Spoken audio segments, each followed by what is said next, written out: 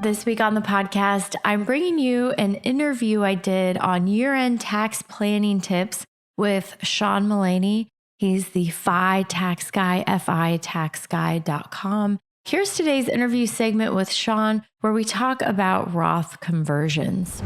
What else do people need to be thinking about as the year-end deadline approaches? Yeah, so the other one I would put on the table, and we're recording before the election. This episode's coming out after the election. Yeah, we don't know yet who's going to be president. is Roth conversions. So what that is it's an affirmative strategy where you say, hey, I have money sitting in a traditional IRA, or it could be a 401k, but often it's an IRA.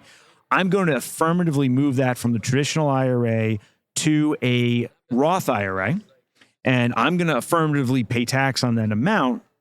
And I raise this as one of those that you shouldn't be waiting until December 31st on, because this requires some analysis, right? It's not rocket science, but you want to tally up, hey, how much income do I think I have this year? What do my deductions look like this year? Maybe you're taking itemized deductions, maybe it's a standard deduction. And you want to sort of right size the Roth conversion based on your own planning parameters and what's right for you relative to the rest of your life in terms of your taxes. Before we recorded, Ashley, I mentioned one example. Maybe you have an early retiree, and maybe he or she is living off cash for the first year or two of their retirement. That happens. And it turns out that early retiree might have very low taxable income if they do nothing else. It's just the way we live in a low yield world today on bonds, on stocks.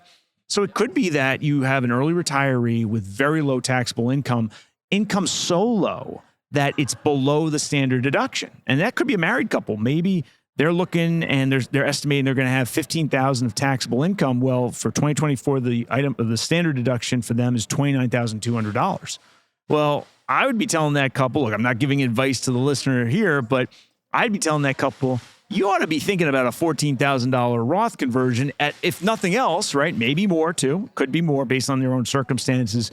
Just because you have a standard deduction sitting out there, it's a shame to waste that thing. You could, in that example, they could do a $14,000 Roth conversion and they still have $14,200 of a standard deduction remaining. They'd pay zero federal income tax on that Roth conversion. Now they might pay some state income tax, probably not that much, but most people would say, yeah, if I can get a Roth conversion done at a 0% federal income tax rate, I might be well served to consider that very strongly.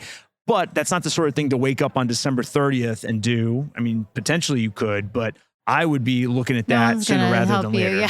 Yeah, I'd be doing that sooner rather than later. Yeah, exactly. Especially because of the additional analysis involved to pick that number and what's the right number for you in that year.